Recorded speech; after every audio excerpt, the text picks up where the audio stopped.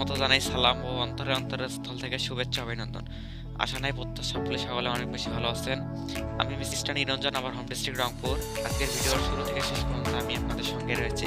তো welcome to my another ভিডিওতে।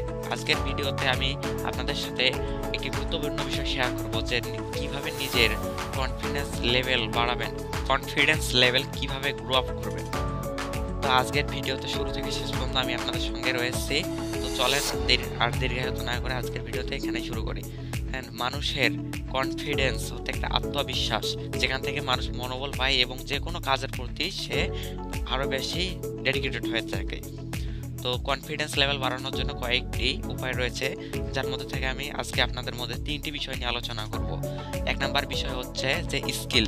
আপনার মধ্যে যত বেশি অগাধ স্কিল থাকবে, আপনার কনফিডেন্স লেভেল তত বেশি গ্রো আপ করবে। তাই আপনাদের নিয়মিত কোনো দক্ষতা অর্জনের লক্ষ্যে কাজ করতে হবে। বাড়ানোর জন্য দুই নাম্বার বিষয় হচ্ছে যে নলেজ, অর্থাৎ আপনার একাডেমিক এবং কোয়ালিফিকেশন নলেজ যদি অগাধ বেশি থাকে, তাহলে আপনি কনফিডেন্স লেভেল আরও বেশি গ্রো আপ হবে।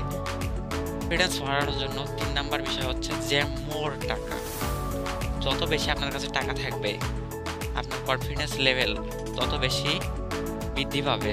দেখেন, আপনার কাছে টাকা আছে এবং স্কিল আছে, কিন্তু আপনার কাছে কোনো নলেজ নেই, তাহলে আপনার কনফিডেন্স লেভেল কিছুটাই গ্রো হবে না। আবার দেখেন, আপনার কাছে নলেজ আছে এবং টাকা আছে, কিন্তু স্কিল নাই, তাহলে আপনার কনফিডেন্স লেভেল কিছুতেই গ্রো হবে না। তাই কনফিডেন্স লেভেল বাড়ানোর জন্য এই তিনটি বিষয় মাস্ট বি আপনাকে অনুসরণ এবং অনুকরণ করতে হবে। আজকের ভিডিও এই পর্যন্তই। ভালো থাকবেন, সুস্থ থাকবেন এবং এই ভিডিওর মতামত আপনারা কমেন্ট বক্সে জানাবেন। ধন্যবাদ।